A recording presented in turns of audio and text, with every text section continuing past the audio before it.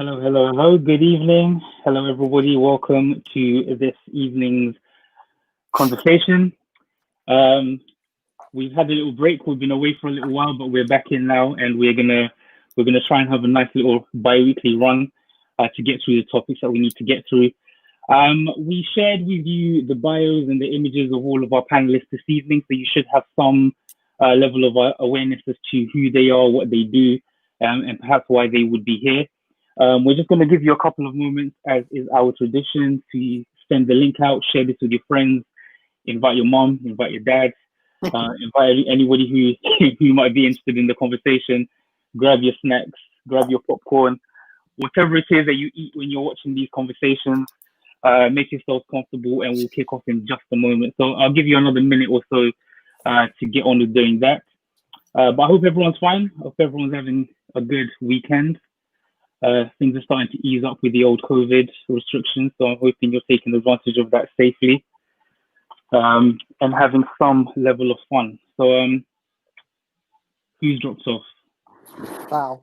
Vala's come off. Okay, hopefully she comes back. I think she's having some issues with her internet. We'll resolve those in just a moment. So, just one more minute for you guys to share everything, share the links, and we'll get started in just a moment. Tonight's going to be a fantastic conversation.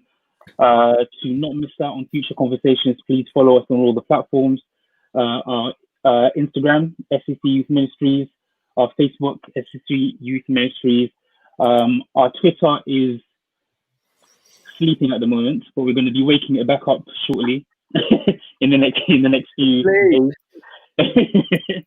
So I don't think we've used that since your days, Paul. So it's been a minute since we used that platform. How rude.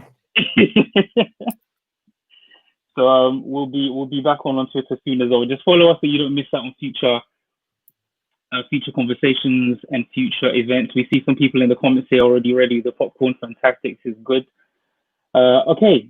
So as we're waiting for Dr. Bernard to come back in, we'll kick off and just begin the conversation just so we can get as much ground covered as possible.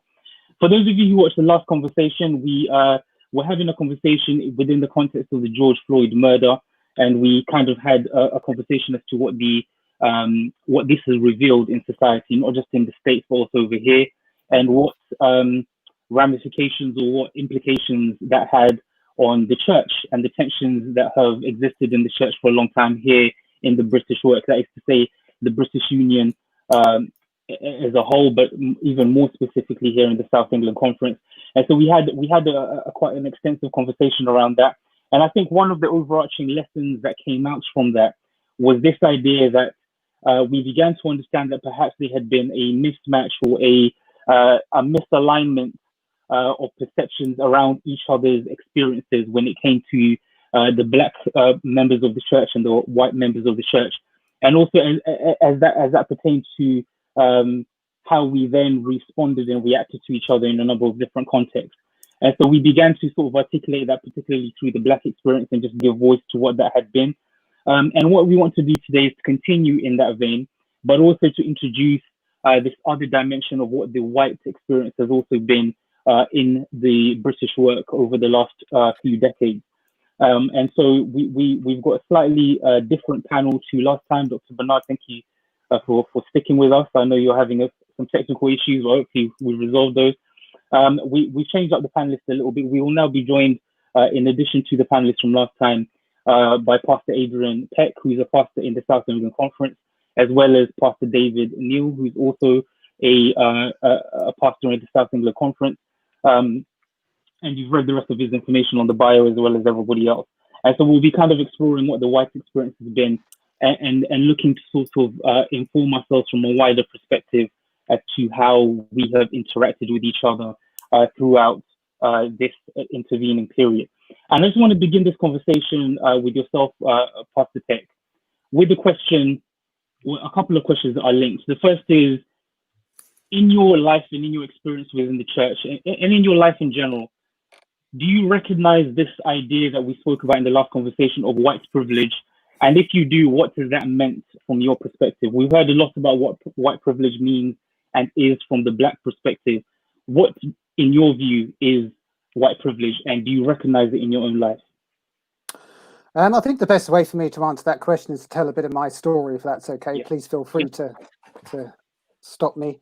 Pastors go on. I'll tell a story. In the late 80s, my friend and I were interrailing around Europe. And we were crossing over from Austria through to Germany, and the customs officials got on the train. And they wanted to check our documentation. And the official, when he looked at my passport, he barely looked at it.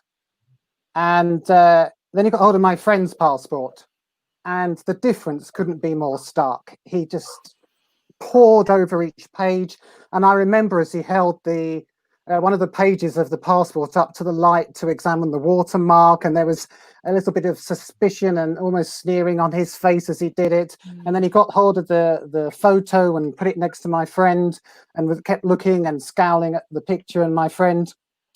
And my immediate impression was that I could have had a passport that was coloured in by crayon, and my friend could have had a document, cast in vellum, personally endorsed by the Queen, and this chap would still have had an issue with his and not mine. And that is because my friend has Caribbean heritage, dark skin, different texture hair, and this experience has really stuck with me through the years, because it was really the first time, and I, you can say I've led a sheltered life, but it was the first time that it was so visible to me that I am treated differently because of the color of my skin. And I wasn't, at that stage, I wasn't comfortable with that. Now, when it comes to white privilege, I remember the first time this was raised with me, and it was one of my members, actually, a very clever young woman, and we used to enjoy good discussions, and she raised the issue of white privilege. And when I look back at my initial reaction to that conversation, I kind of cringe, because my reaction was stereotypical. It was typical of white people. And I think that as white people, we have to go through a rite of passage to come to terms with the concept of white privilege. Because my immediate reaction was defensive, and I was mystified. I'd done a load of research, as it happened, fairly recently at that stage into my family background. And I said to her, well, how can I, a descendant of farm labourers and servants, be thought of as benefiting from privilege? And then I started, she gave me a few books to read, and started to explore it. And then I saw that, my reaction was stereotypical. And I can't remember the guy's name. There's an NFL player who I think describes it for me quite well when he said, white privilege is not about the fact that white people don't suffer hardship and deprivation. It's that we don't suffer hardship and deprivation because of the color of our skin. And back then I knew that race was a cultural construct. I'd studied it under Gifford, actually, at Newbold, and I understood that Englishness as a problematic identity. But I think what's moved me forwards, and I know I'm stepping on Val's toes here, but I'm just saying it from my perspective, is that to fully understand this, I've had to start to understand the ideology of whiteness.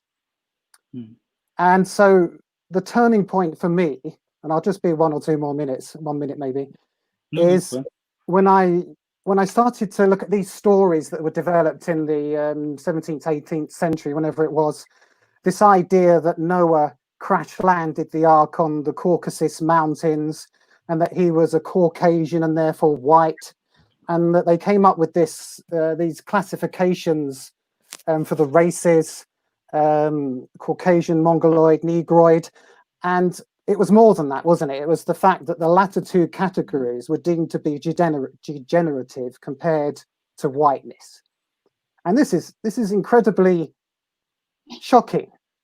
And once I've had that that new set of lenses, if you like, brought into play, you suddenly see it.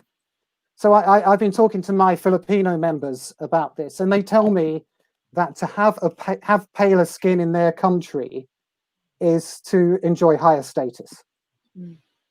I had a member whose 5-year-old son, I think he was 4 or 5 years old, they were in a shopping mall, and there was these huge pictures of models of various ethnicities, and she said to her son, "Oh, which one do you think's the prettiest?" And he said, "That one," and it was the white woman. And this greatly unsettled his black mother. And, you know, I read of a black girl expecting to somehow turn white when she grows up, and you get introduced to colorism.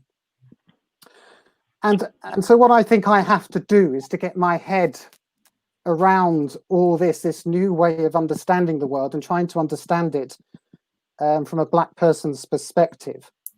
That it's within this system that black people, non-white people, are somehow taught to believe that they are less than I am simply because of the color of their skin. Mm-hmm.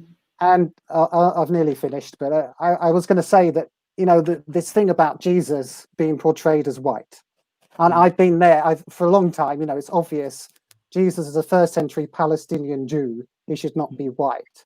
Mm-hmm. But once you start to look at it through the lens of whiteness, ideological whiteness, you start to understand the power of such images. And I understand that by viewing him as white, it's saying to non-white people, see, this, even the savior of the world is white. Mm-hmm. Mm-hmm. So that's an interesting perspective you bring there, and we're gonna come back to the idea of fragility in just a moment. But you spoke about the process of discovering you are white, almost from an ideological perspective, and I want to bring in Dr. Bernard here. In our previous conversation, you touched a little bit on this about the traumatic experience of a white person discovering they are white, or discovering what it means to be white. Historically and presently. Can you just speak to that a little bit, just following on from Adrian's testimony there? Yeah, there's one author, that Thandike, she has done research on European Americans at the moment they realized that they were white.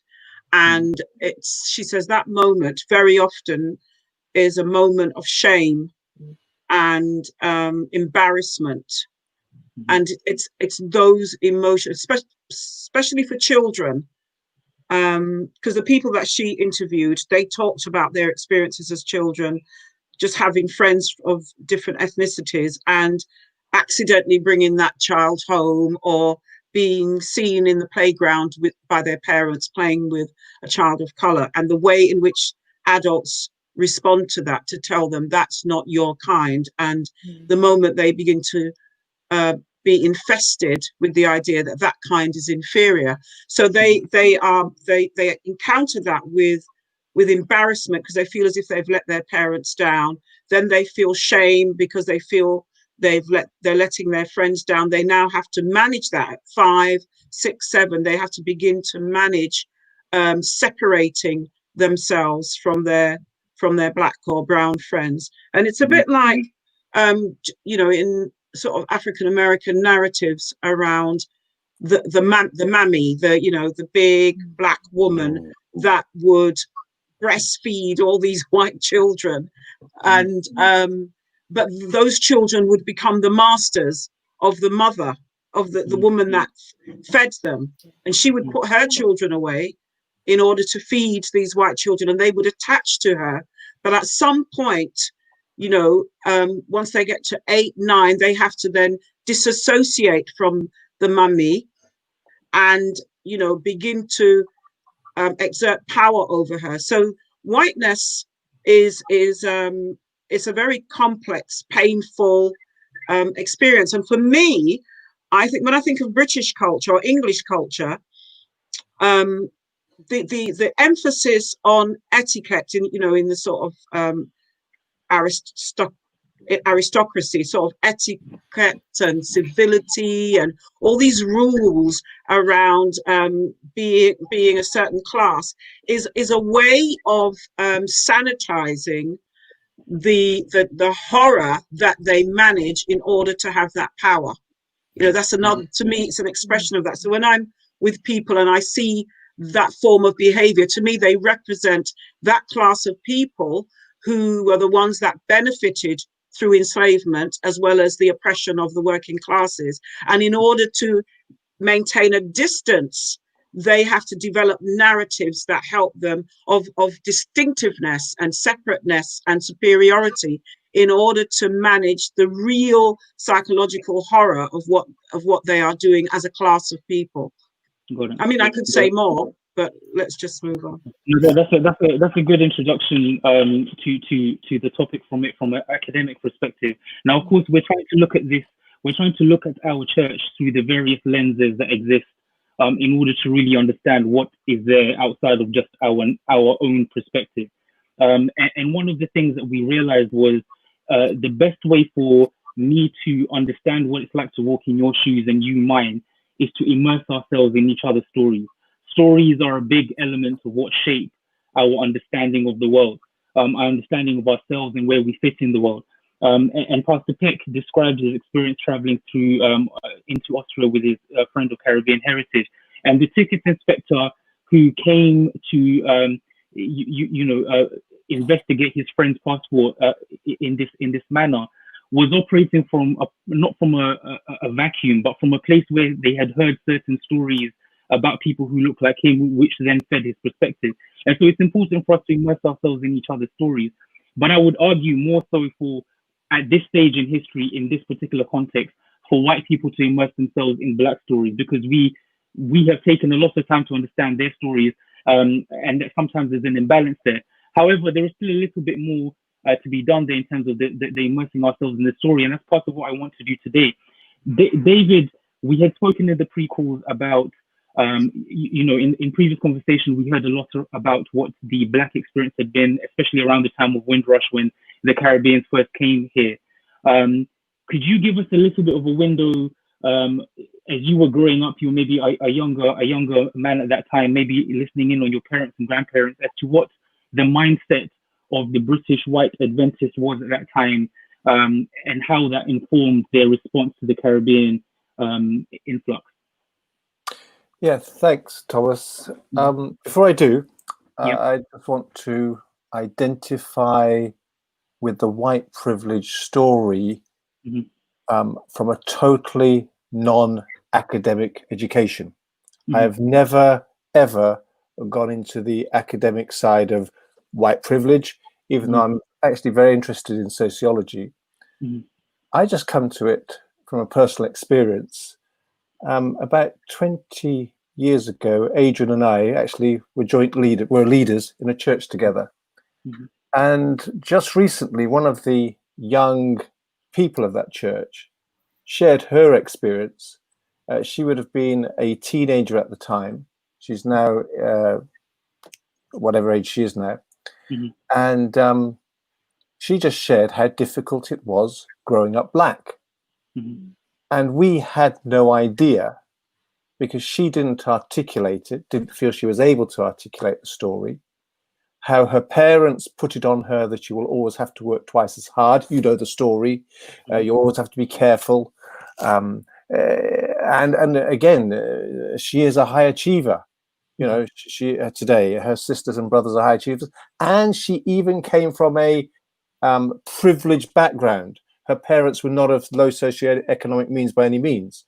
They were professional people and, had money with it, and I actually shared her story in Messenger a few weeks ago, and she'd shared it on Facebook. Just to say that I have come to realize through that story that when a white person and a Black person travel along the same street together, there is a wind, a headwind coming towards us. For the white person, it is a mild, gentle breeze. For the Black person, it is a hurricane, having to travel through life and having to try and strive against the hurricane that is against you. And no one can be comfortable with that. I'm not comfortable as a white person, but more importantly, I'm not comfortable with it because I'm a Christian. And there is no place which you look at my identity. Am I white? Am I English? Am I Christian? Am I a train spotter? We have many identities, right? Mm-hmm. But primarily, my number one identity is as a Christ follower. And this is, of course, we're going to develop later how this becomes even more painful when the Christ people who claim to be Christ followers Mm-hmm. sometimes showed, well, they were racist. Mm-hmm. Going on to the story.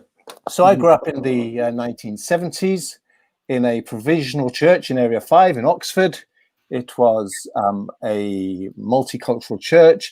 The Windrush generation had joined the folk in Oxford. They had come into Oxford for work. Oxford was both town and gown. There was a class thing in our church. There were those who were the middle class, who as Val would say, the very polite, the very gracious, the very kind, who would not call a spade, if I can dare use that expression. You know, it was a spade was a digging implement, and so there was that culture there. Mm-hmm. And I came from working class roots in Oxford. It's not just town; it's gown. It's town. It's the car factory, and there's British Leyland.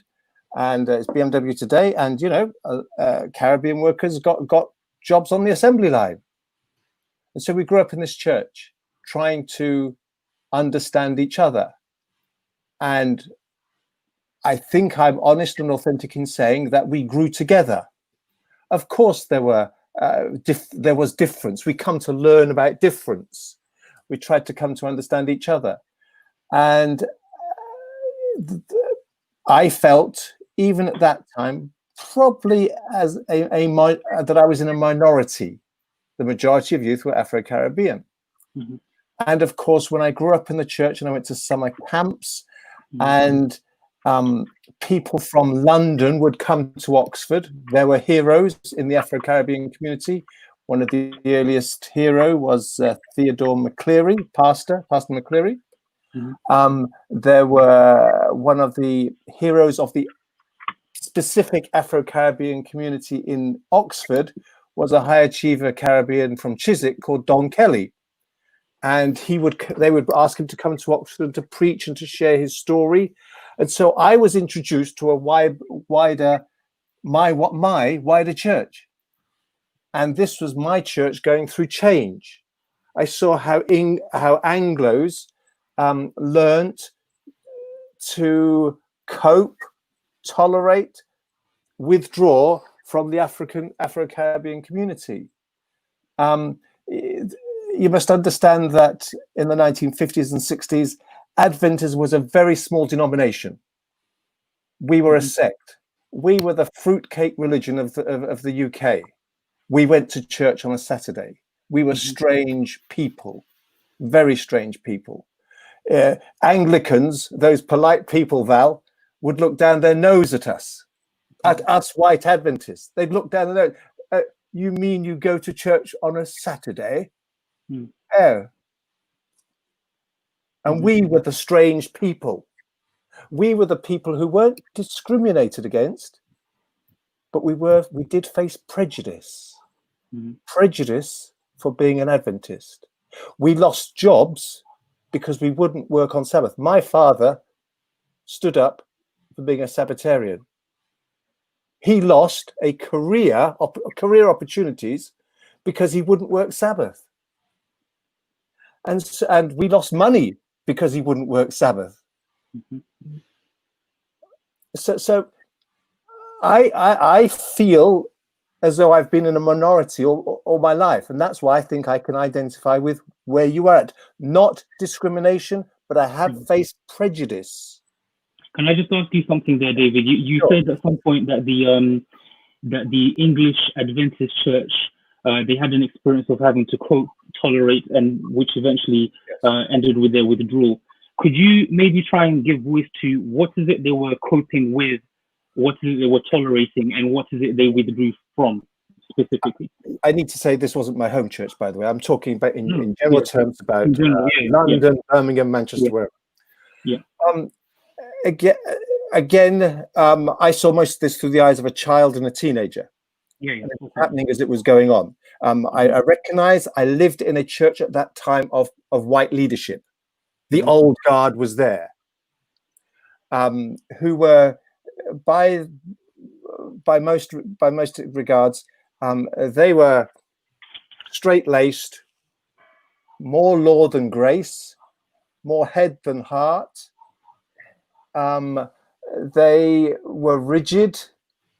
The nature of 1950s, 1960s Adventism was fundamentalist. It was blueprint. Mm-hmm. It was follow the book. It was very, very highly dominated by what Ellen White said. If she said it, you did it. She was revered. There was no questioning. And so that mindset shaped the worldview. And of course, when it came to worship and how we do things, everything was ordered. So worship was controlled. It was 3 hymns, a prayer, a sermon, and the offering, and the children's story. Would you say just on some level then they were coping with what they perceived to be a disorder that came with the Caribbeans on some level, in terms of their worship style, in terms of how they wanted to do church? So as I describe it, I make no judgment. I'm describing. No, of course, yeah. I want to reassure that, because it's sometimes thought that if you describe something, you're making a judgment about it. So, for example, the classic example of the white pastor was that he would turn up for the board meeting at 3 o'clock, and the members would turn up at 5. And so to the white traditional pastor, what was going on? How does this work? When it comes to expression in worship, Sister, I'm trying to think of a Caribbean name. Sister Baldo, Brother Baldo, right? Brother Baldo, let me choose Brother Baldo, right? Brother Baldo would want to share his testimony, okay, about how God had been good to him, and he would get up spontaneously and say, God's been good, and the Anglicans go, what on earth? We don't express ourselves like that. If you want that sort of thing, the Salvation Army is quite good at it, but we're not. And because the person from the Caribbean has a different faith experience. He's so much dependent on God, so much more needy on God because of his experience. You could argue that to the English guy, well, we park God in a corner Tuesday, Wednesday, Thursday, Friday, but on Sabbath we bring him out. There's hyperbole there, but you don't forget. So expression was different, and expression they weren't comfortable with different expression, not just because it was from a different person of a different ethnicity, but also because of fundamentalism. There was a fundamental, even the church manual said you do it this way. So you're saying, for example, if an Irish or Frenchman had been equally as expressive, there would have been the same pushback. Yes, it's certainly in terms of an Irishman. And the story of Irishmen, blacks, and dogs in London at that time. They were different people. And I'm using this expression carefully. Could we trust them? There was a trust issue. What's going on here? They are very different to us.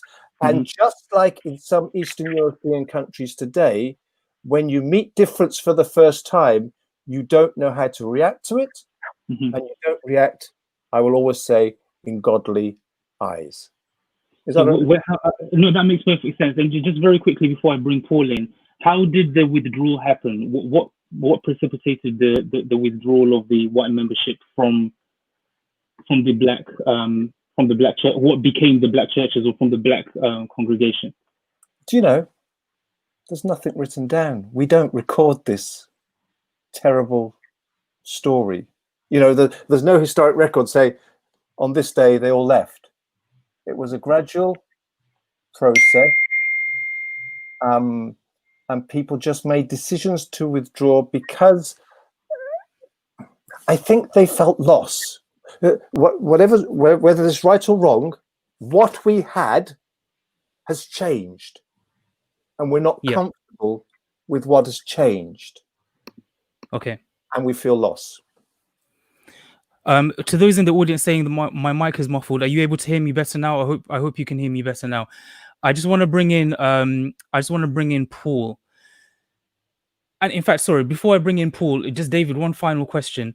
Do you then feel that there was a perception that the increasing number of African Caribbean or Caribbean peoples in the churches was beginning to stifle the work in terms of winning other white British people from society? Sure. I'll say yes, because the white Adventist already had a feeling of being a second-class religious citizen.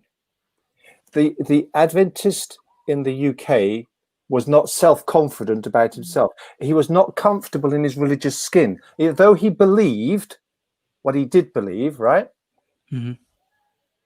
He was always looked down upon by his Anglicans, Baptists, Methodists. You guys are nutters. You guys are strange. Mm-hmm. You keep the Seventh-Day Sabbath. You belong to an American cult. Mm-hmm. You're controlled. Mm-hmm. You have health principles. You don't eat meat. To be a vegetarian in the 1960s was freakish. Mm-hmm. Okay. Mm-hmm. So you really are right on the limb, and he didn't feel confident about himself. And again, a lot of those Adventists in the 50s and 60s were new Adventists. They've been brought in the 1950s through the big campaigns in London and the New Gallery. And I genuinely ask the question. Again, I'm not making excuses. And here's a story. Sometimes people become Adventists without becoming a Christian. They become an Adventist before they become a Christian. Mm-hmm. Not an excuse. I'm trying to understand sociologically, demographically, what was going on. Paul, what are your thoughts? A couple of things. I think the bit that is documented, David, is that the church was already struggling in the 50s and 60s to retain its white membership. It was minuscule. An author called James Baldwin talks about racism being something that it's an economic position. I think when you look at it and you look at where the church started off, in the 50s and 60s with the white membership, you kind of get the perspective that actually the influx of African Caribbeans brought money. I mean, I read some of the Pearson, or at least the kind Sorry, of... Paul, if everybody can just mute their mics whilst they're not speaking, that would be amazing. Paul, please carry on. Sorry. Yeah, I think it's quite interesting when we begin to understand it from a socio-economic position, because in real terms, there were benefits to having the blacks in the church. The membership increased, so did the Deed of Covenant. I mean, in fact, I think it was 1978 when the Deed of Covenant started to be really pushed and promoted, which was a socio-economic solution to something that was perceived to be race and integration, an issue of race and integration. And so the skeptical part of me probably just thinks to myself, so there were benefits to having the black people join the church. We were able to get their money and so on. But actually, what we weren't prepared to do, or what they weren't prepared to do back then, was to really drive the integration kind of agenda, which I think is I too am trying not to judge the past by my current thinking, but ultimately, I think the bit where I do get hugely dissatisfied is that we are now in 2020. Has what's really changed? And that's where I think the rubber hits the road. We can talk about some of the historical perspectives, but have things really changed? And that's kind of where I am. Oh, the other thing that I was going to say was, yeah, I hear the prejudice and the struggle with the prejudice. And as black people, we have often over-empathized with the white experience. We got taught to do that. We got taught to overly empathize with the white experience. But what about our stories? Our experiences, which are numerous and too numerous to mention. Well, those would not form part of the testimony on Sabbath morning. They would not. But we would absolutely get the, I was going to lose my job and Jesus saved me and I got my job. Great. But there were other real experiences going on for African Caribbean people that were never spoken about in church. And I think that is one of the unique differences that I think white people have to understand. We were taught to over-empathize with white people. It's just what we did. We got taught to, I was saying to a friend of mine, and I love her to bits, and I hope she's not watching because I'm going to feel really bad. I was saying to her, we got taught about you, oh white lady. We were taught about you from when we were kids.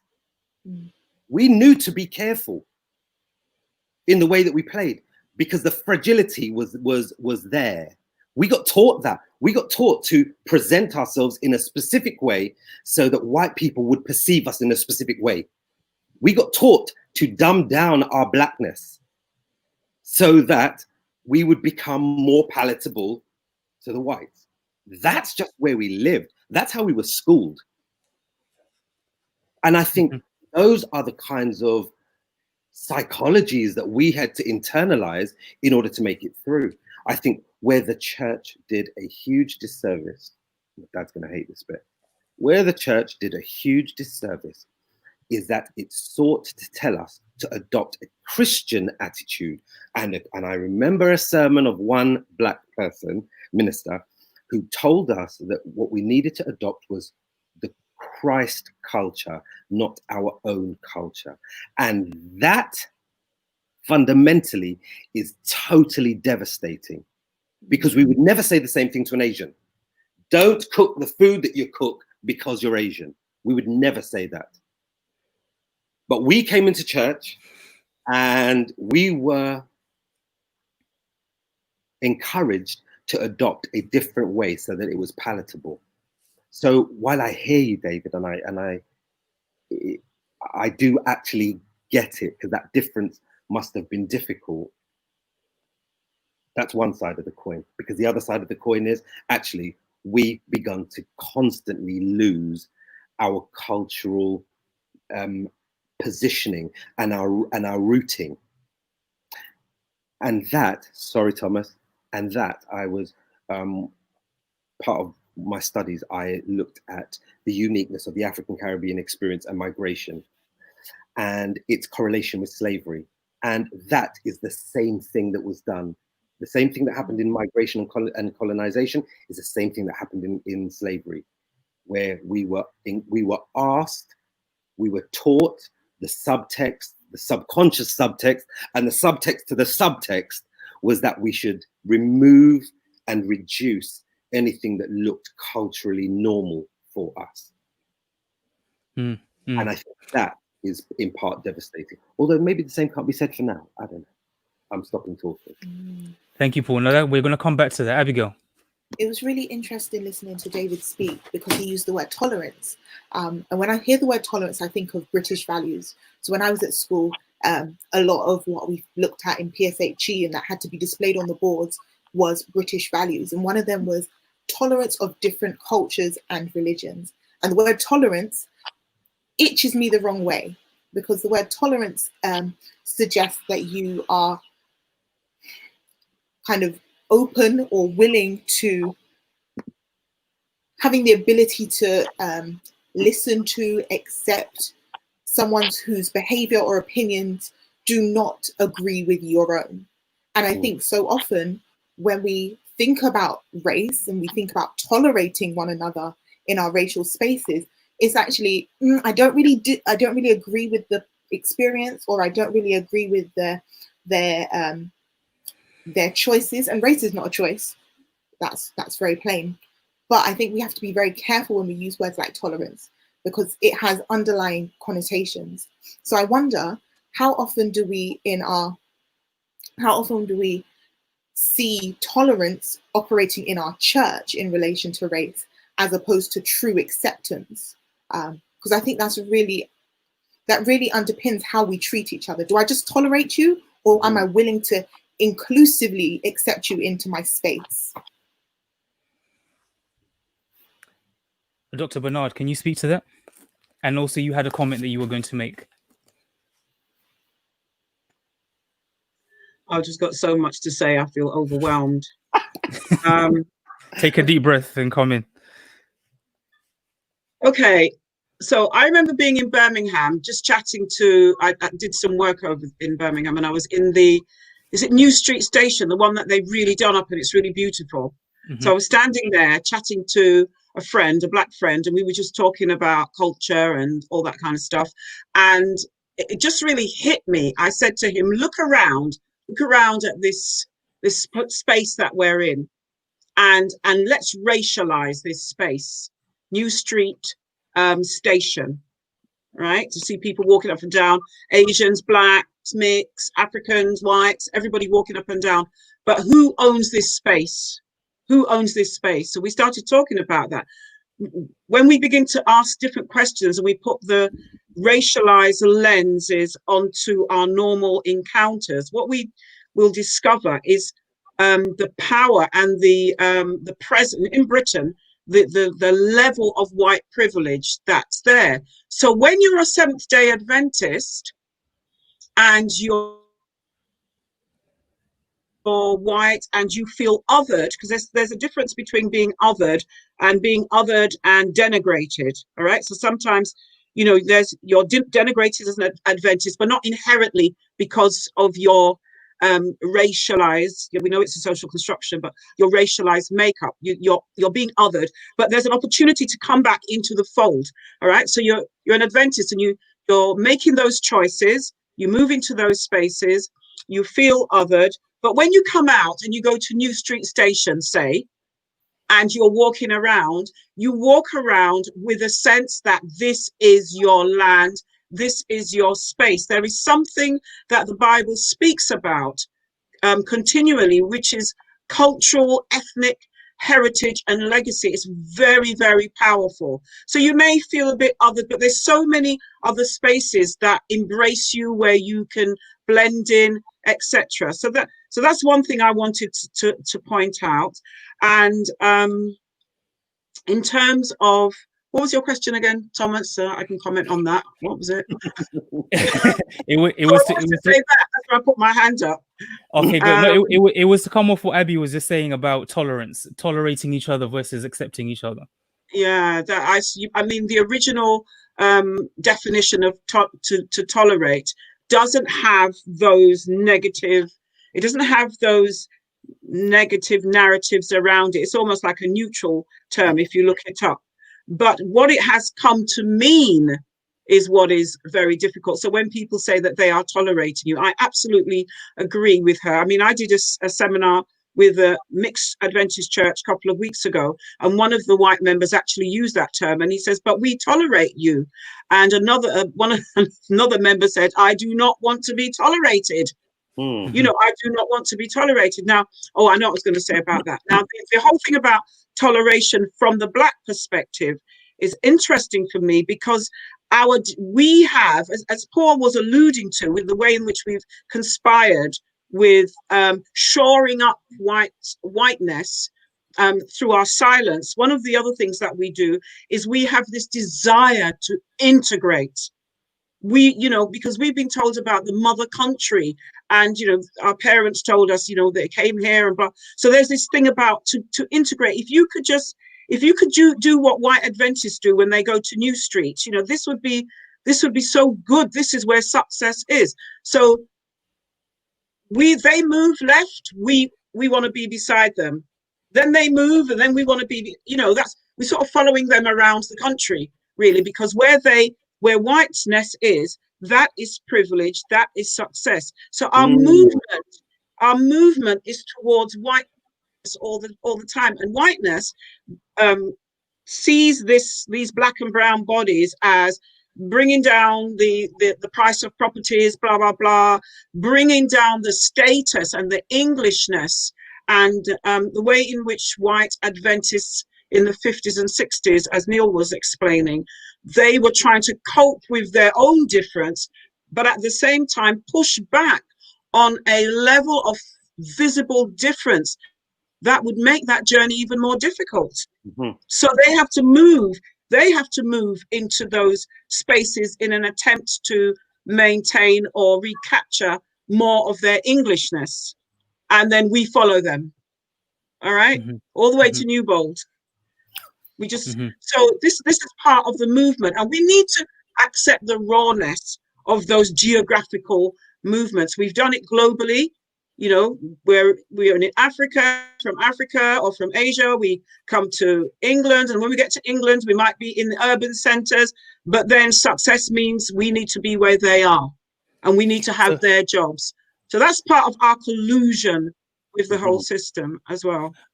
Thank you for that, Dr. Bernard. And I'm glad, David, that you used the word tolerance, because I think it's an honest word. I think it's an honest framing of perhaps what the mindset was at the time. And I see your hand. You want to come in? Let me just move this on just ever so slightly.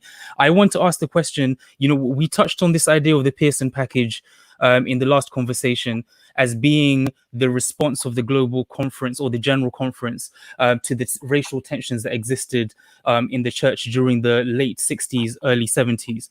And I want to ask the question, this is an open question you can come to. In light of everything we've just been speaking about, was the Pearson package in fact a codification of the tolerance of the Caribbean people, of Black people within this space, as opposed to a real attempt to integrate us and to accept one another on an equal playing field? And David, just as you come back with your comment, I want you to also answer the question. In addition to all of the British conservative Adventism that you described, underneath it all, were they just racist? Would you accept that? Or are you saying that the British Adventist conservativeness was actually what was driving the withdrawal? You're on mute. Oh, yeah. So no, there you go. You're back on.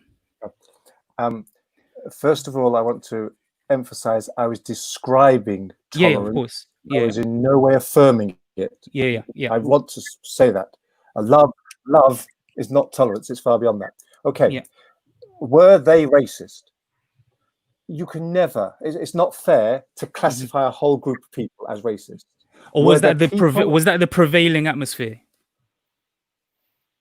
There were people in the 50s and 60s who displayed racist attitudes. If that means they're racist, yes, they were. Yes. Yeah.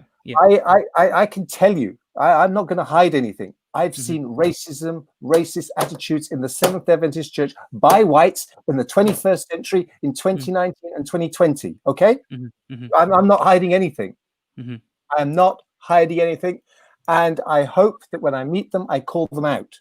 Okay, so there's no issue there about trying to hide the past or bury the past or try and cover the past. It's wrong. So the Pearson package was to deal with a church that wasn't at ease with itself, a church that couldn't solve its own problems, an old guard that didn't know how to change or wouldn't change or didn't want to lose power. Describe it whichever way you like. We needed help. Pearson comes in and legislates. So Pearson, for those who don't know, was the president of the General Conference at that time in the late 60s, early 70s. So Pearson comes and legislates. I wasn't there. I imagine a group of people sat around the table, mainly London elders. On the other side, if you like, Anglo elders. That's how I understand the history. I don't know who was in the room. There's no minutes that I can get hold of. But as a result of that, a package came to try and help the interests of all, specifically to make sure that some ceilings were broken in terms of church pastors, church leaders, leadership at the conference and at the union level, and of course making the conferences, in particular the conference offices, diverse. So that was about having Black secretaries and Black leadership, and that has essentially existed since the early 70s, and let's just say it has been a settlement until this day. Whether it is a suitable arrangement for the 21st century in these times is a question I'm sure you'll ask later on. I want to bring in Adrian, and again, Adrian, as you make your response, I want you to again address the question I asked, which is, on some level, do you feel that the Pearson package was not a move to really integrate and to create fertile ground for equal playing fields to develop, but rather it was the codification of this tolerance? Let's just abide each other. So, you know, I looked at the dictionary definition of tolerance, and it's the ability to withstand something that is attacking you without consequence. So being able to withstand a toxin without dying is tolerance to that thing. And it's also the ability to allow to exist, or the occurrence or the practice of something that you don't like or disagree with, but your ability to then allow it to continue. That is what tolerance is described as. Do you think the Pearson package was on some level was codifying the British capacity to just tolerate other people? In a word, I think so, yes. I mean, I was reading through Herbert Griffiths' dissertation a bit this afternoon just to refresh myself. And you look at the maneuverings and the politics. Who is Herbert Griffiths, if you could just give us some context? Sorry, he's done a PhD thesis on the Black Caribbean experience in Britain, something like that. Yeah. And the maneuverings and you just get a feeling, and I'm judging from a distance, but people were talking past each other, and I think it was a necessary, perhaps in the context, people doing their best, and there's a necessary band-aid. And my definition of tolerance, by the way, is I'm going to put up with you. I think that's where it is. Yeah. Can I was just going to make a comment about were white people racist? I had a completely different upbringing from David. The first church I remember was a church in North London that was in absolute turmoil because some people from the Caribbean turned up. And a section, not all, a section of the incumbent white British congregation reacted strongly against this. I say I was a young kid and I was aware of this, even though I was 5, 6, 7 years of age. But there was all the political manoeuvring at recommendations and nominating committee time as the white group sought to maintain control. There was racial discrimination as deacons' men stood at the door and tried to persuade black people that this wasn't the church for them, and then the next second letting white people in. Without wanting to get judgmental, it is very difficult not to say that those people were racist. Very difficult. Certainly they committed racist acts. I prefer to say that. And certainly when it comes to white flight, you know, that is definitely a factor. Definitely a factor, not just down to style. Am I able to ask Paul and Val about something about that, or am I going to take your conversation? No, go for it with a question. This one. Because Paul was saying about I would like to understand your experience, and I was thinking about white flight from a black person's experience, and I was thinking it must have been like we were all running away from you, and I just wondered if you could speak to that. Well, I think in some respects, white flight may not actually even be a thing, because in the kind of understanding that we've kind of maybe assumed, in many respects, the white church in the 50s and 60s was already struggling. So if we think about this in generational terms, by the time the Windrush generation, etc., have come in, well, we've reached the kind of moment whereby maybe young people already leave anyway. Maybe they have, you know, people die, the older generation die.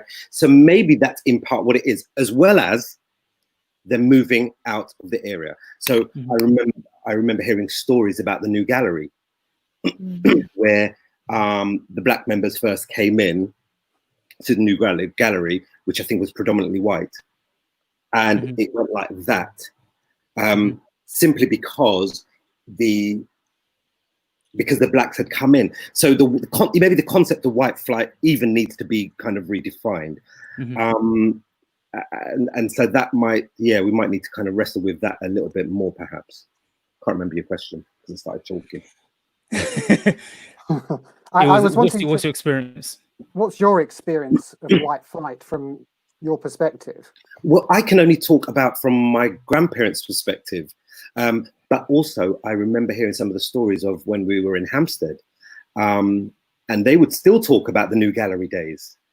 And they would still talk about when they came in and that their experience was less than welcoming, and they moved out. But I think, I'd even go so far as to challenge the white flight when you think about Stanborough Park and Watford Town. Because actually, maybe white flight might have been something that happened then, but maybe what we're living now is certainly something that looks very different and actually probably needs to be re-looked at in some respect, because I don't know how they make sense of that. Don't get it. So I think we're going to bring in Abigail in just a second. There's a question that's come in from the floor here. Is it possible that the SDA Church in the UK breeds racism and apartheidism? Is it possible that the SDA Church breeds it?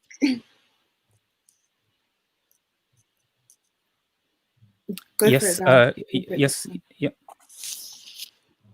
Dr. Bernard, please. Yeah. Okay. I just thought, oh, maybe Abigail's going to answer that. Did you want to say something, Abigail?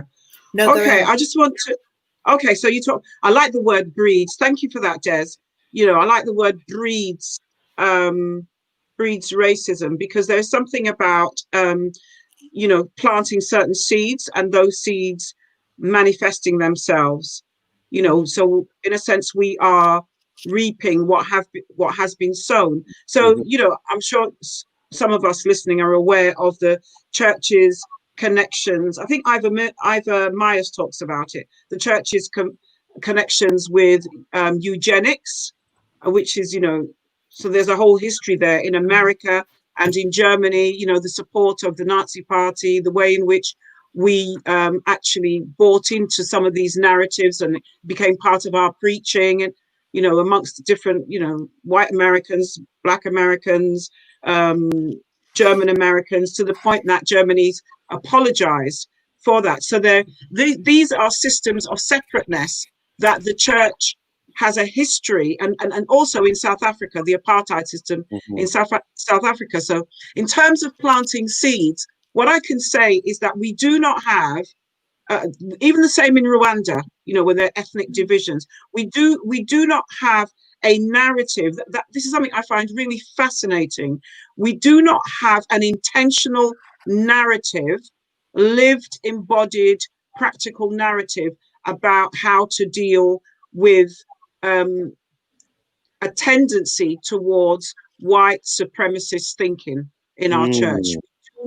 We do not have a narrative, despite we talk about Peter and the sheep and the animals and this, don't eat it, all these narratives. We don't have anything that can take us from this sort of like generalized, idealized view of we all love each other into something that is practical and grounded. And that is why, to my shame, I'm getting very passionate now, we have Seventh-Day Adventists in 2020, I think I may have said this last time, going online and telling the world that we are a racist organization and apologizing. 2020.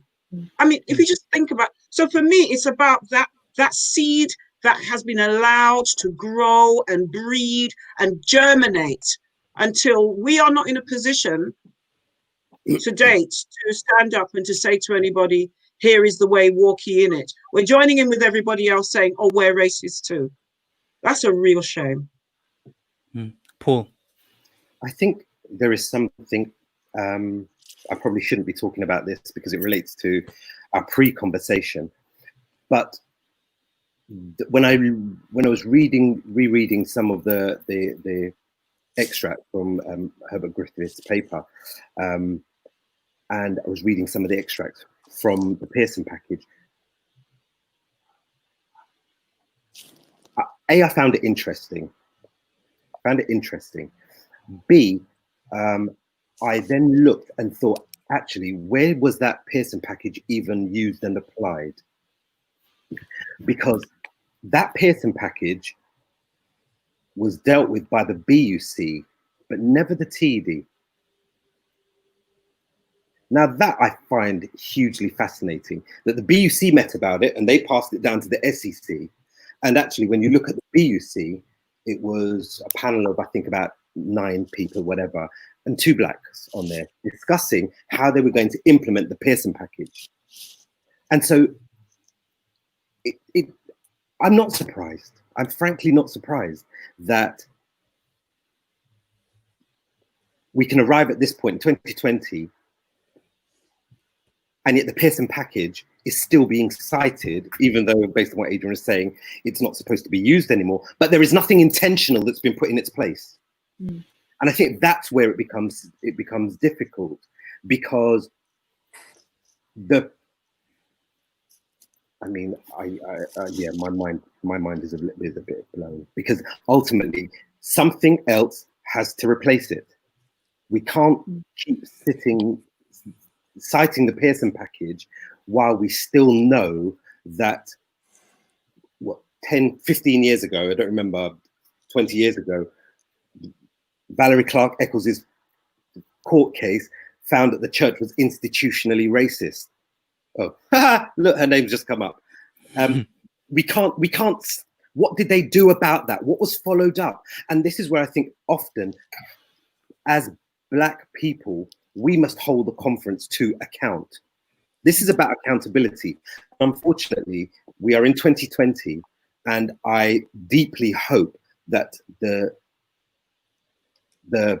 Seventh-Day Adventists that are out there hold the conference to account in making sure that it is no longer seen, and we can't be in another position where, where an organization has to say we're apologizing for racist behavior. Well, we've known about racist behavior from Valerie's case, even up until last year, when the document was written that spoke about the glass ceiling that existed for Black ministers. It just doesn't make any sense. We cannot be in this moment and not see that something should have been done and now must be done. But the question, I want to just push this question a little bit further. I don't know if Adrian and David, you can speak to this as well, and then Abigail come in. Does this question still hangs? Is it possible that the SDA Church in the UK breeds racism and apartheidism? Does it breed it? Is there a seed that was sown at some point that is continuing to grow racism and apartheidism? David, and then Adrian. Des is a lifelong friend, but we'll probably disagree on this one. His other question was about, racism. Basically, he said that the leadership over the last 20 years has run to a white agenda. I think that's what he said. Black leaders who have run to a white agenda, yeah. Imagine you're Cecil Perry, because we're talking about people here. Imagine you're Don McFarlane. Imagine you're Ian Sweeney. You are the president of the British Union. I've been a church leader on the island of Ireland. Your overriding concern as a church leader is to keep the church together. Unity is your number one value. Forgive me, anybody out there who thinks I'm spiritualizing this. Guess what? I'm a church leader. I'm going to spiritualize it. Forgive me. Because we are not Lambeth Council, forgive me. We are not Manchester City Council. We're not Birmingham City Council. We're not a trade union movement. We are the church. And this is the scandal of this conversation, that people in this church truly do not love each other, and some have racist attitude, historic, past, present, or future. That's the scandal. That's the shame on Christianity. That's the shame on Adventism. But you're a church leader, and you've been called to lead, and you love all people. You don't tolerate the whites. You don't tolerate the blacks. You don't tolerate the Africans. You don't tolerate the Filipinos. You lead without prejudice. You lead without being partial, and you love all people. Sorry. Hang on a minute. Forgive me. Just hang on. So when those leaders led for the last 25 years in the framework of the Pearson package, that was their mandate. They did the best they could. And as far as I can see, and this will probably reinforce the position from an Anglo who still feels a minority person in his church, I believe they did the best they could. Frail as they were, they've held the church together. Adrian and then Paul. Adrian had his hand up. Oh. So I think what I was going to say was, I think in terms of our attitudes towards others, I still hear white British people talk about the British as if they are only white. And if you look at the way our church has gone, and we're just talking about a black-white dynamic, and I'm speaking to a bit of what Paul said, the complexity of the conference with all the different ethnicities is huge, and we aren't really addressing that.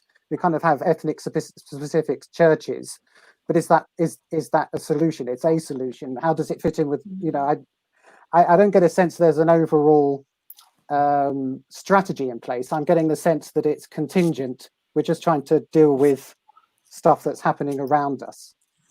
I can't speak to. I would like to speak to Des more and say, what do you mean by a white agenda? To come back to his specific question. As Des hopefully comes back with that, Paul, your thoughts. I think that there is consider, David, that part of the problem is when we spiritualize it.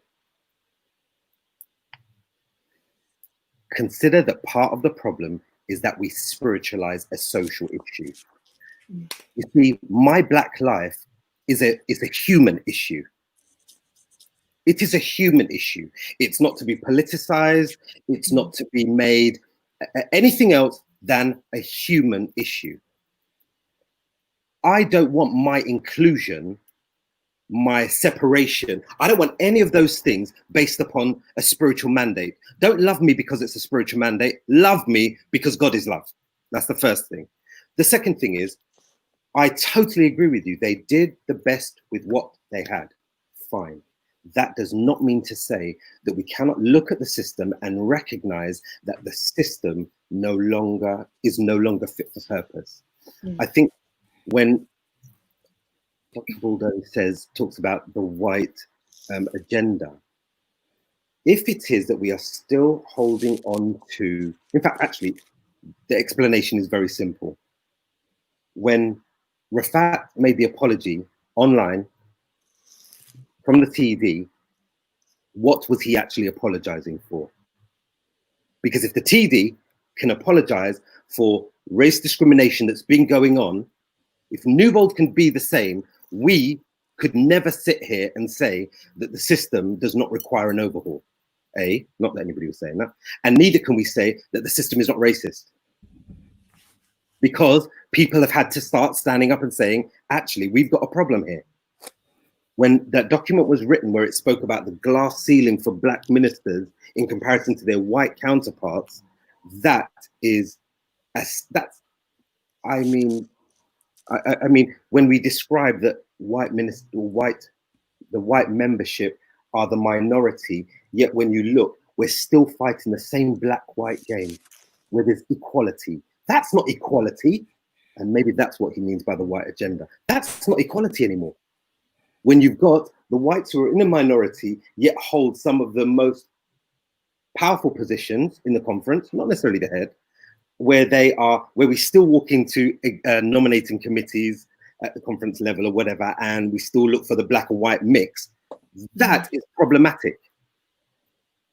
It's problematic because it's no longer fair. And that equates with a white superiority mindset whereby white people win even though they are in the minority. That doesn't make sense.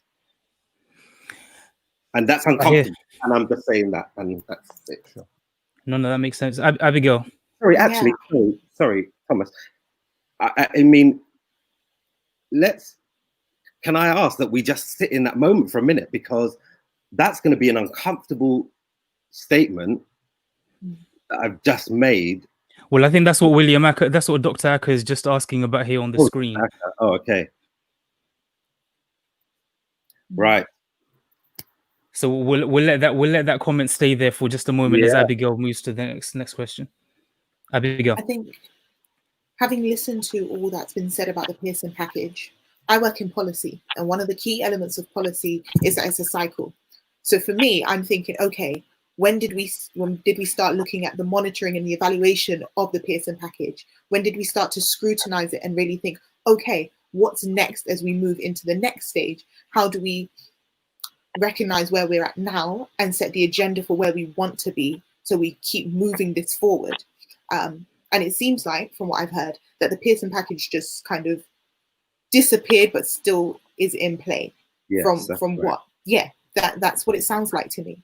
But in thinking about that, it also begs the question that that Sophie asked earlier, or that the statement that she made, and she said, "Let's be Christian about it," in inverted commas.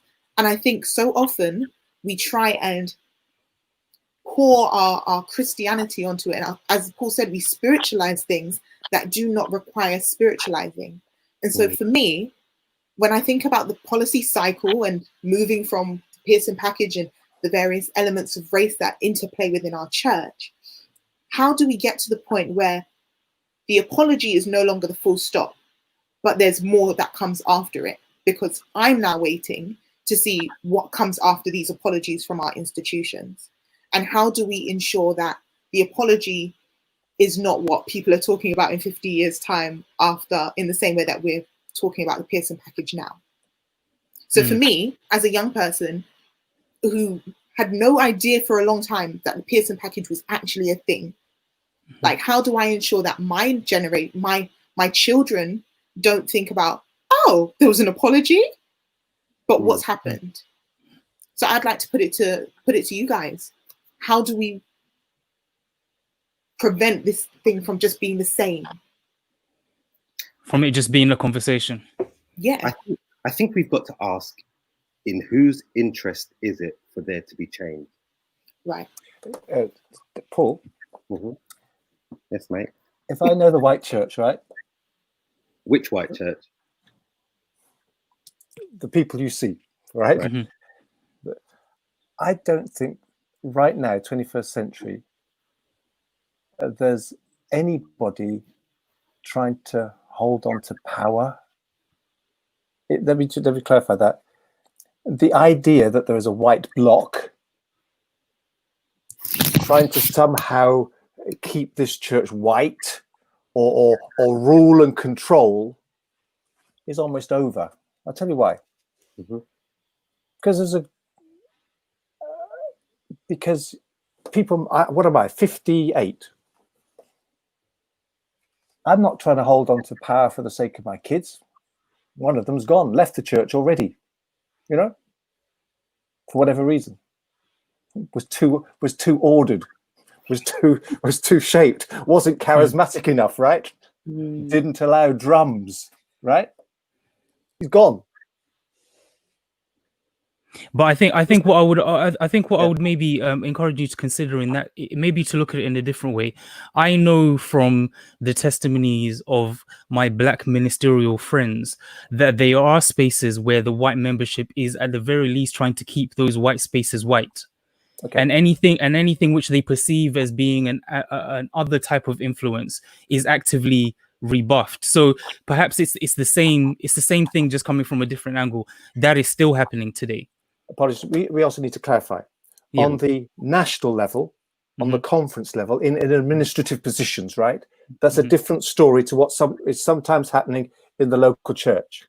Okay, so in terms of church leadership and administrative positions, there's no big force out there. There's no white forum saying we must have our positions, we must hold on to them. Those days are over.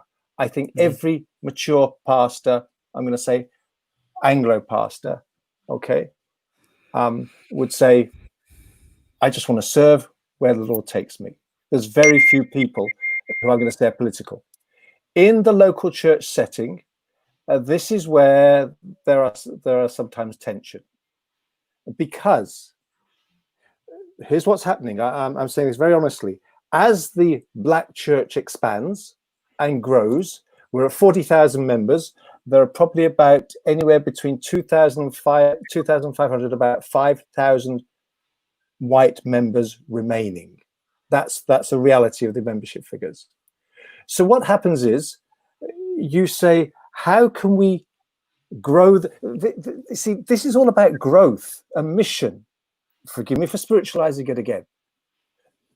Here I am. I'm white. I have a burden, a passionate burden to reach the people of the UK and Ireland, whoever they are, regardless of creed, race, or whatever. And so I want to see us work together for that purpose. But David, I think this is the challenge, is that a lot of people will say it is precisely because of your white privilege that you have the privilege to be able to not see the fact that there are white forces, or there are white energies that are trying to keep certain spaces white, or trying to ensure that power flows in a particular direction by creating the glass ceilings that Paul was speaking about earlier. I'm not pretending to be naive, all right? I'm not pretending to be naive. I know the issues. I know what some white folk think. And so what happens sometimes, a fortress mentality builds up. Okay, let's put the walls around the fortress. I diametrically oppose that very idea. That is not the answer in any way, shape, or form.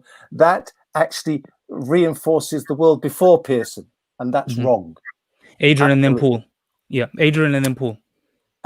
I'm just asking the question. I'm not agreeing with the principles behind it, but something you hear all the time is that there are Filipino, Russian, Romanian, Ghanaian, Asian, Hispanic, Ethiopian churches, but there are no white spaces. And I know Sun is putting up on screen some traditional white spaces, but they're not white spaces particularly anymore.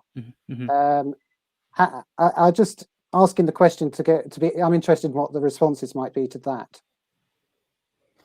The fact that the church is made up of a variety of different groupings, and yet there are no exclusively white spaces, although we're in a white society.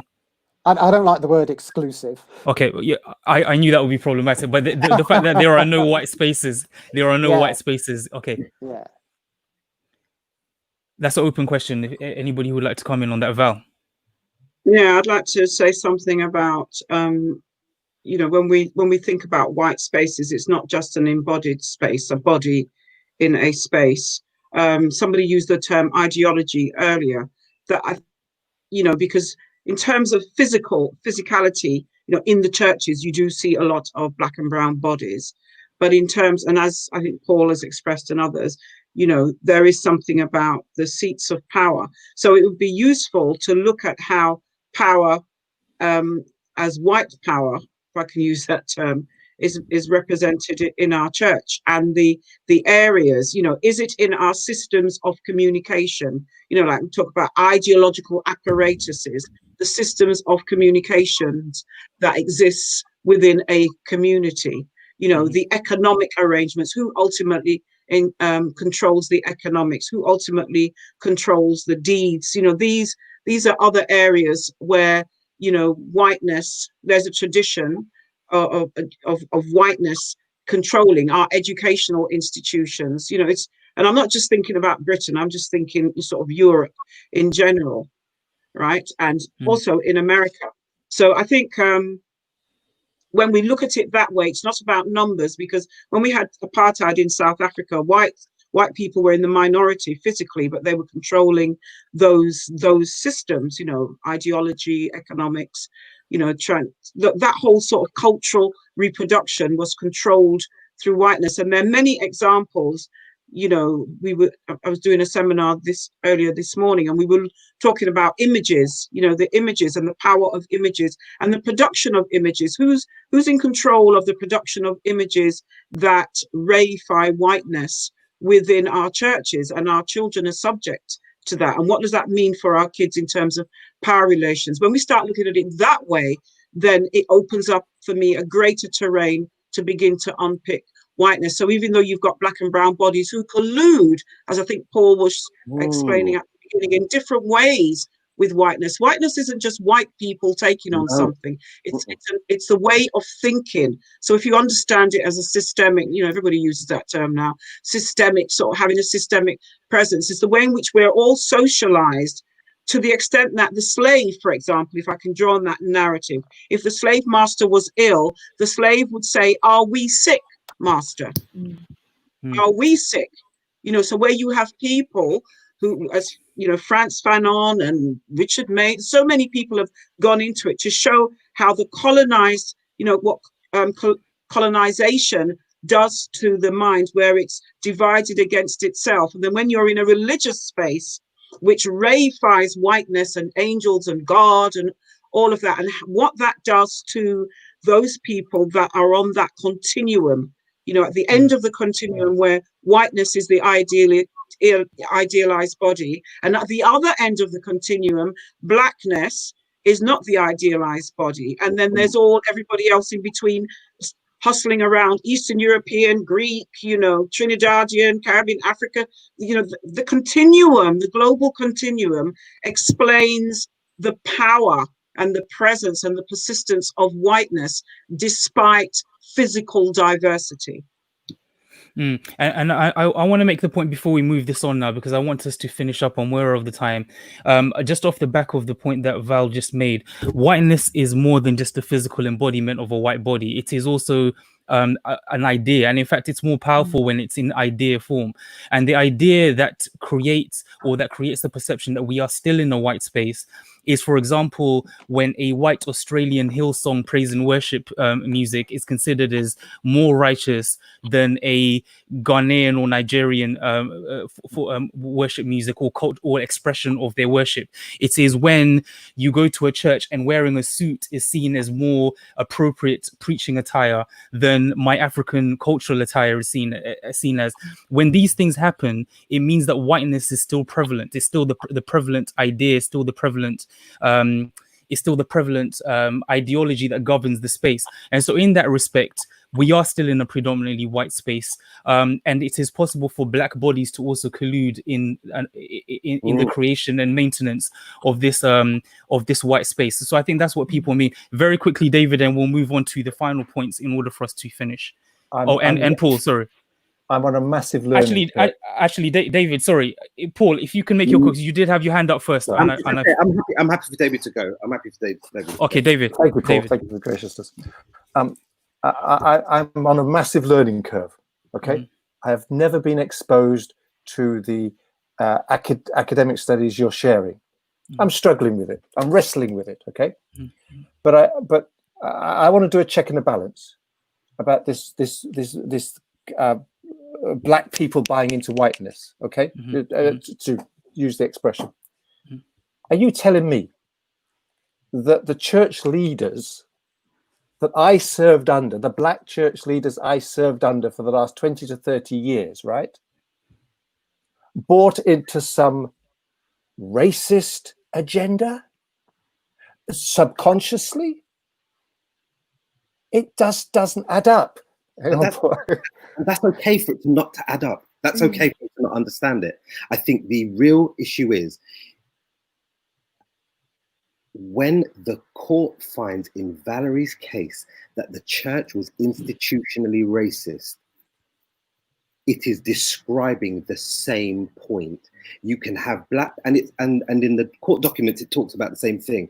There are black faces and black people, but we are operating, demonizing our own because of the agenda that exists. And that unfortunately is not just unique to the church. In real society, it's there. You will struggle with this again, Paul, all right? Go on. But again, these guys, they weren't political leaders. They were men who tried to live according to the word of God. They tried to live godly and holy lives. They tried to live according to their consciences. They too were immigrants. They too did the Windrush journey, right? They had to go through all the same experience, exactly the same experiences that you went through or are going through, right? You know, when they walked down Watford to go into the market, people saw them as different, right? And yet they still said, here is the church. Let us run it. Let us do our best to run it. Let us pray and let's say serve God as we feel called to. Let us be black people running a black and white church together. The idea that they somehow affirmed some institutional racist agenda, I do struggle with. And I get that you would struggle with that. But isn't it fascinating that Newbolds can still apologize, that the church can be found institutionally racist, and that you are having numerous experiences, even up until the report that was presented last year, where it speaks about the disparity between the black minister's journey and the white minister's journey. Yeah. I mean, that must say, I know it might be unbelievable because we can't imagine, and I get that many white people would struggle with accepting the term and understanding the racist narrative and the situation and the environment. I get it. Doesn't take away from the fact that there is a truth here that exists, and we must stick with that truth. That truth is that despite there have been competent black leaders, we have been living in moments when racism has been prevalent. I mean, why would we think it wouldn't be? If the foundations that were created in this country were flawed, and we've been living according to the same principles with no intentional document being issued by any conference, why would we not make sense? Why would it? I don't get it. Why would it not? I think off the Abigail, were you going to say something? Yeah, I was just going to feed off of the mention of breeding and the seed that's maybe been planted in the ground in which we live in. And I think that's really, really key to what Paul was saying. Until we start to really unearth the ground that we've been feeding off of, we're not going to make the necessary changes to birth something new. And I think that's what we're looking for. We're looking to birth something new, but it's so important for us to understand the stories from each perspective so that we don't repeat the same mistakes when we rebirth and eat of new ground. And I think it's important for us to acknowledge the stories from all sides, not just the white side, because that's not a homogenous story, not just the black side, because that's not a homogenous story, not the Filipino or the Indian. Like, there is no homogenous story, but we have to hear and understand and begin to step into the shoes of each so that we don't repeat the same choices, which we may not see at present as mistakes, but so that we prevent those choices from reproducing those same fruits. Absolutely.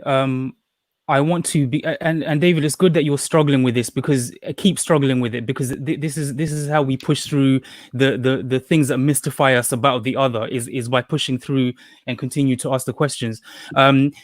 Adrian, I want to. What have I said, Paul? Sorry, something just came to me. Yeah.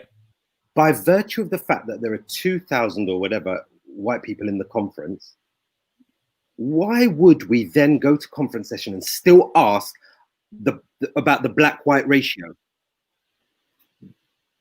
That is the epitome of white privilege and white superiority within and supported by, what did you call it, Miss Bernard? You said where we collude. Something doesn't make sense about that. Something does not make sense about that. And so I hear your impassioned kind of response, David, that it's hard to understand, but the evidence is very different. The evidence shows that the church in and of itself, though it has black leaders, the Metropolitan Police, still institutionally racist when it was first spoken about. And they had black leaders at the top too. But there's something about the system that exists that causes us to operate in the most bizarre way, and it's off kilter. And what black people are seeking for is to be seen, and for white people to check their privilege that they have so enjoyed. And so I find myself asking the question, my last point, Thomas, in whose interest is it for there to be change? In whose interest is it? And it's on the back of that question that I want to ask one final question as we finish. Society right now is going through what can only be described as part trend, part evolution. And the trend is that every institution is making efforts to put some kind of statement on their social media about Black Lives Mattering and about them supporting Black Lives, the idea that Black Lives Matter, and addressing the balance of their senior leadership to make sure that it's inclusive and representative of the society in which they are in, and their customers, more importantly.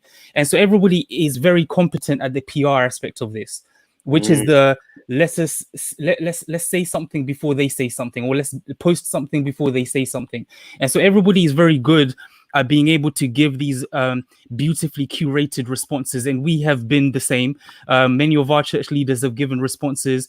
As Paul mentioned, the TED president has apologized for certain things. The dean of Newbold has apologized for racism that has taken place in the past and in more recent times. How do we as a church, and I want to hear human answers. So, David, I know you've been giving very spiritual answers. I want to hear human answers as to how do we now move forward to create a new soil where something new can grow. Okay. I recognize reality. The Pearson package is over. Mm-hmm. And how can you defend selecting somebody for office based on the color of their skin? That's right. Mm-hmm. It was there for a church that found it difficult to live together. Mm-hmm. Okay, so I'm not going to spiritualize it, right? Spiritualize. Put it in the corner. Put it right. Put it in the corner. Be a sociologist instead. Exactly. Human answers. Okay. Now, so the idea is we come up with some new constitutional settlement, if I can put it like this, whereby we put down new legislation for the 21st century. New rules, or you just say we just let it go, and church leaders just elect people based on merit. And I understand that cry, and I hear it. Okay, if that's the case, so be it. I'm certainly not going to say don't do it, and I'm not going to try and suggest any other way. I'm struggling with the possibility of how to keep the church together, because we have to change hearts. Whether you're in the church or out the church, the only way, the problem of making the Metropolitan Police less racist, you can put all the rules in place till Jesus comes. We want the sergeants, the officers, the commissioners. They've got to have a better mindset. That's what we want. Mm-hmm. I can make anybody do anything with rules, and I understand why rules are there. But we want to change people for the better. We want the racist to become a non-racist, not because of the rules, but because he respects people for who they are. Mm-hmm. That's what we really want, because the problem of racism is right there in the mind, not there on the color of the skin. Mm-hmm. And so what do we do in the church? I just hope somehow we can talk together honestly. There is a generation dying out. I say that sad, with great sadness, and that new attitudes will come in, and a mature attitude, and a church that will begin to feel at ease with itself. I want to bring in Adrian to speak about this in the context of, I want you to make the comment you're going to make, but I also want to ask this within the context of the role that white fragility has to play in our inability to have this conversation robustly. Because I find myself in this position often, and I've discussed this with Paul, where I'll be speaking to a white person, whether in church or outside of church, about my experience as a Black person, as an African person. And as well as articulating my experience, I also have to invest energy into making sure that white person is okay, and that they don't feel as though I'm calling them a monster personally, and they don't feel as though I'm somehow saying that they are a bad person. And it takes away from I see that, Auntie Val. I see that it takes away from how we can it takes away from my being able to really articulate my experience and sit within the moment, because I'm constantly having to make sure, are you okay? Are you feeling as though I'm calling you the racist? I have to try and diffuse my language. How do we have this conversation so that the white members understand what experience has been, and therefore when we begin to suggest a way forward, everybody understands why this is happening, without offending the fragile sensibilities of a white English audience? I've been thinking about this, and I've read that book, if it helps. Yeah. I think so. If you look at some of the problems, we tend to compartmentalize them. I don't think it's your. I think it would be better if it wasn't your role to try and talk to white people. What I think is we need white people to talk to white people. You better talk it. Because sorry, that's what's upset. That's what's upsetting people. Paul, stop expressing yourself so much. I'm joking. Carry on, Adrian. So, I mean, as it happens, on this coming Friday, I'm going to talk to a small group of 10, 15 white people about whiteness and privilege. I'm going to talk to them about that, and I think we have to go through that process I was too verbose in talking about at the beginning. People need to go through that, and then they need to be evangelical about it and share it so that people can understand the conversation. Because I think I was talking to someone, and they said, it was a black person, they said, it's not my job to convince you that there's racism. Yes. But actually, I think it might be my job to help my fellow white people be convinced that there's racism. Come on. I think that's a powerful point, and I'm glad you said it, Pastor Peck, because it's evident that you have obviously you've read the book, you've done the work about checking your white privilege, your white fragility, and so it comes out in how you're speaking. But how then do we? And I guess this is what you're saying. It's not for us to say to white people, "Hey, do this." It's for other white people to have that conversation amongst themselves, and to then begin to grow a new attitude or culture, right? And I don't want that to be exclusive, that we could only talk about it amongst ourselves. You know what I'm saying? Yeah. You know, there's people out there that know about this and are more erudite than myself. You know, Bernie Holford and Jacques Venter. They need to have a platform to bring this to people. Paul, and then we'll begin to land the ship. Abby and I will make some closing remarks. Paul, I think we can already accept that dealing with this is a complex issue. I think one of the things my black friends have always struggled with is having to put our feelings aside, which is what we've continually been having to do for the whole of our lives, about our own experiences, our own racist experience, our own emotional reactions to George Floyd, in order to rescue or save or to adhere to or to give space to a white person. That's the first thing. But the second thing is, let's also have a look at the fact that we could just do legislation, Dave, and I know that was just an example, and it has to be supported by legislation. But how can it be supported by legislation when, if we look at the demographics of our church, by virtue of the numbers, I should be here. Miss Bernard maybe should be here. Abby, you're out. David Neal, you shouldn't be here. Adrian Peck, you might be here. Thomas, you should be here. We definitely need a Ghanaian on here. We definitely need a Zimbabwean on here, because the church has changed again. And this is where while we might want to be very complimentary about previous leaders, the one thing none of these leaders have ever done is to look at the trajectory of the membership and begin to anticipate trends. Like, that's normal in real life. You start looking at what is coming. What does Brexit mean for our church? How does the face change? And so we then start to meet the need. This is why I'm saying, at some level, the black-white issue became a bit of a smoke and mirror. And it's a smoke and mirror that black people bought into and we colluded with, and it benefited white people to be able to hold onto the black-white. When really, when the Forum was originally trying to be the pressure group, in the 70s, 80s, 90s, to kind of ensure that there was black representation, well, we've gone a stage further, because the Ghanaians are all up in here now. And that's just the fact that there's been an influx, and that's, you know, sorry, quick thing. I remember when we were doing Teens Ministries and we first became aware of the Ghanaian church, and that their kids never came to Teens Ministry stuff. And I remember, I think it was either Dad or Egan Brooks, and we went and spoke to the Ghanaian church to allow them, to get them to come to Teens Ministries, because we knew it was only a matter of time before we had to embrace the Ghanaians. We knew that. We knew it. And were there differences? Yes. And did we have to work with the African Caribbean young kids to get them to see that the Ghanaians were exactly like us, they're just a different place? We had to do the work. We had to know what the culture was like.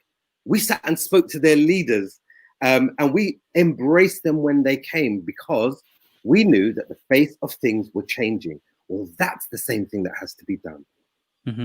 That's the same thing that has to be done. Just again in closing, and Abigail, you can also give some remarks if you have some. I remember being at a training conference of the SEC, and the previous church plant director, a Greek man, I can't remember his name at the moment, a really lovely man. He was telling a story. The ladies. Yes, he was telling a story about when he first arrived at Newbold, and he arrived at night. And just to give you context about his arrival, he's coming from a culture that had said to him, you know, their equivalent of the boogeyman was essentially a black man. So he grew up with stories being told, if you misbehave, if you're naughty, the black man will come and get you. And so he grew up being inculcated by this kind of story. And so he arrives in Newbold as a grown man. He arrives at night and he gets taken to his dorm, where he's being introduced to his roommate. And he tells the story about arriving at his dorm, and it was a black man who opened the door, and he was absolutely terrified, because all of the stories that he'd grown up with about the black man getting you at night if you've misbehaved all came rushing to his mind, and he was completely frightened by the prospect of having to share a room with this fellow black student. The point is, fast forward 3-4 years, they were now best friends, and all of those stories he'd understood were complete lies, and they had no truth in reality. And the difference between his opening condition and his closing condition, and the condition of their relationship, was not academic education. It was not some kind of elaborate process of indoctrination. It was relationship and story. He found new stories in his friendship and relationship with this man that replaced the stories that he had previously. And the reason why I'm telling this story is because it struck me and stuck with me, because I realized, or reinforced the idea in my mind, that what takes us a long way with each other is submerging ourselves in different stories to the ones that we have previously had about one another. We think various things about each other based on what we have been told to think about each other. I told a story last weekend on another panel about growing up as an African boy. My parents would say, you better study hard so you don't become like these Jamaican boys on the corner. And the Jamaicans were the poster boys for what happens when you don't go to school and take your education seriously. As I grew up, I realized that was not the truth, and that anybody could be on the corner. And I made many Jamaican friends, and they became close friends of mine. Had I not been prepared to let go of the stories that I previously had for new stories born from relationship, I would still have very ignorant attitudes about a whole group of people, that is to say, Jamaican males. And so I think we have to be willing to do the uncomfortable work of submerging ourselves in each other's stories, and the work of educating ourselves. As Adrian was saying, it is not necessarily the job of a black person primarily to convince a white person that racism exists. That is a work that white person has to do for themselves. And what we were trying to achieve in having this conversation is to demonstrate that these difficult conversations are possible. I've been having some of my own recently. Is to demonstrate that these conversations are possible, and for you to replicate them in your local environment. And in so doing, we begin, as Abigail was saying, to change the makeup of the soil, and therefore to influence what begins to grow from it. Abigail, was there anything? I think I would just end by saying we need to also begin to normalize these conversations and have them more frequently.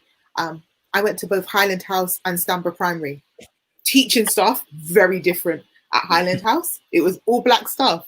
I got to Stanborough and it was all white staff. And I was like, that was my first real experience of having or being surrounded by white people, because my local church was very black. And that was only in like the early 2000s.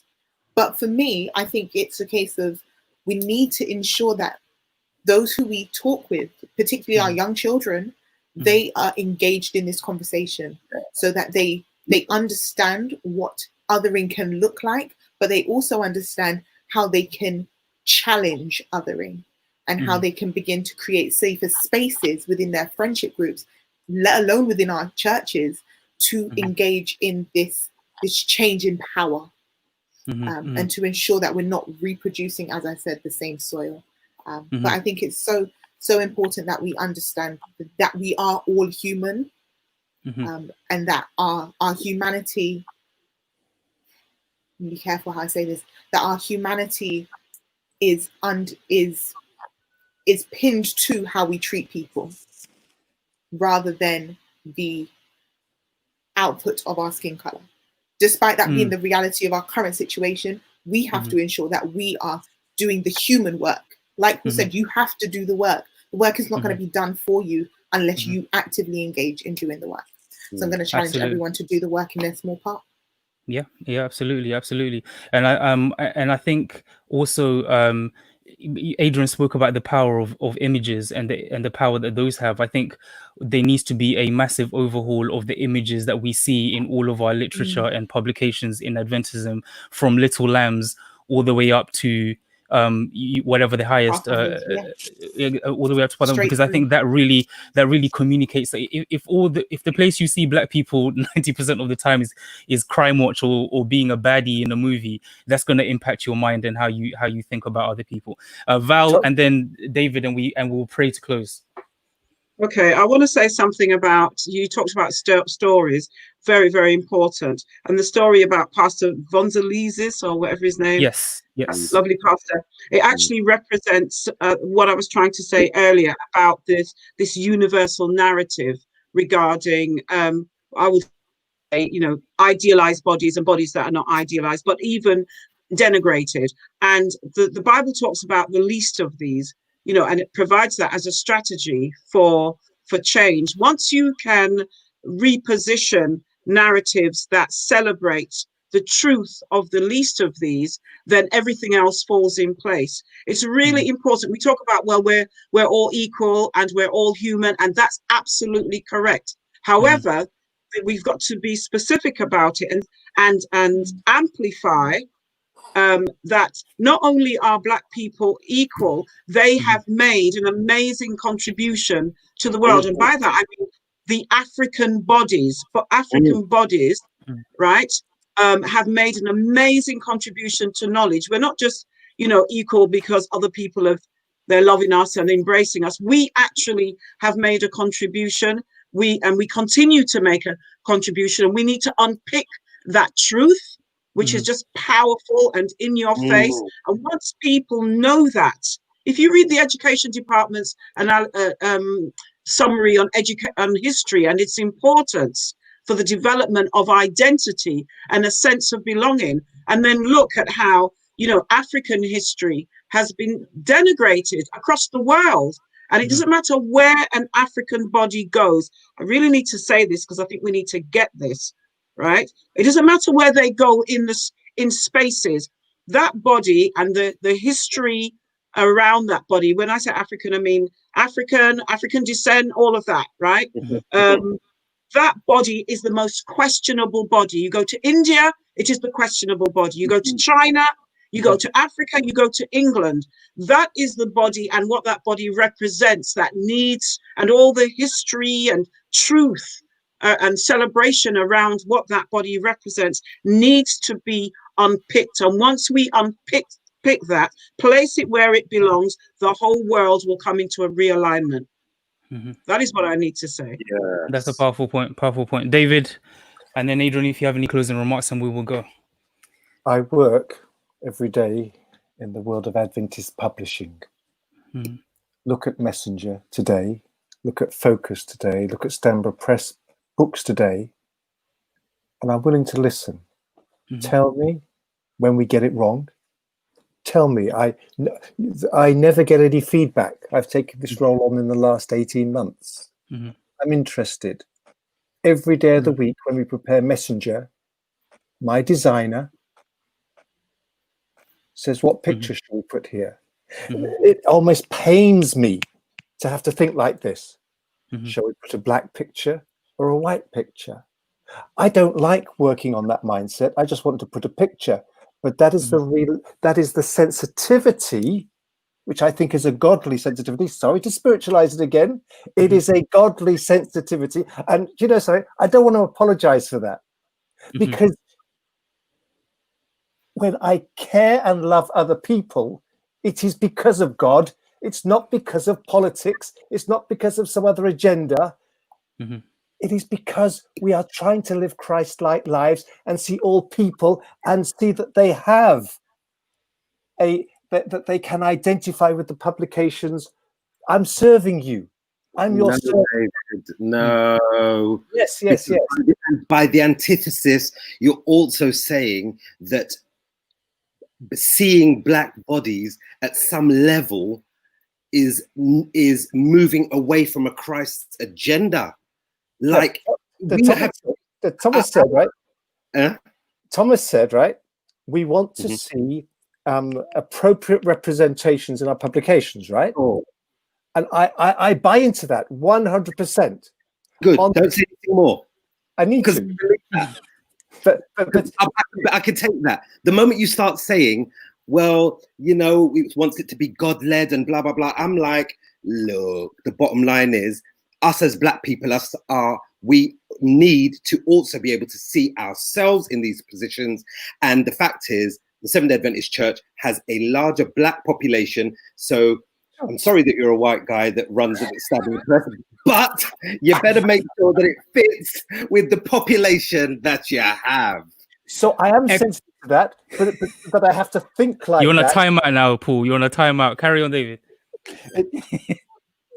I don't want to see you as Black Paul. I want to see you as Paul, right? No, I want to be black too.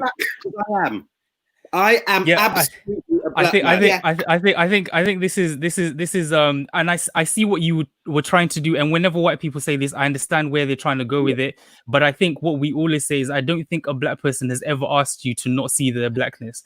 I think what black people would like is for you to see that I'm black, but not attribute anything negative to me because of my blackness.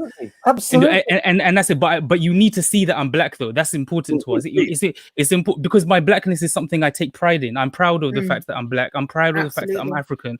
So see it and recognize it, but just don't see it and think something negative because of it. And I know you don't. I'm just saying that's the framework. Because the what you hear people say is, I'm colorblind. Yeah. I'm colorblind, and then you I think deny the other person their experience and who they are, and we all have to learn that.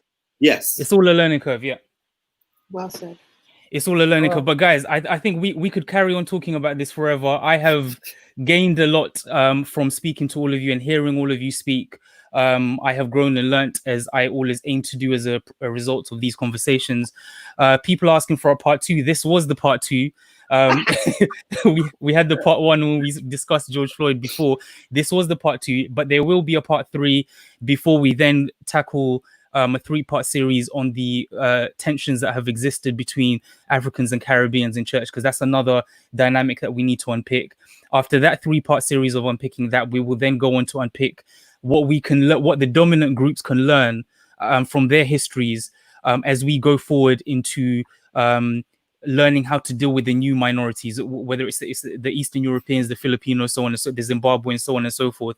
What lessons can we learn to take forward into those new relationships? How can we set up systems to ensure that everybody is submerged in the stories of other people to begin creating this new soil? Part 3, we are aiming to do it 2 weeks from today. So that will be on the... Just give me a second. On the 2nd of August, I believe. On the 2nd of August.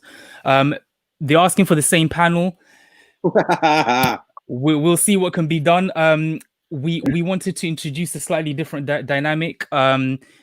We want to have a white woman on the panel moving forward, because I think that brings particular nuance. And so we'll see whether this platform has now upgraded over the last couple of months to mean that we can have more people on the panel live at one time. This was the restriction before.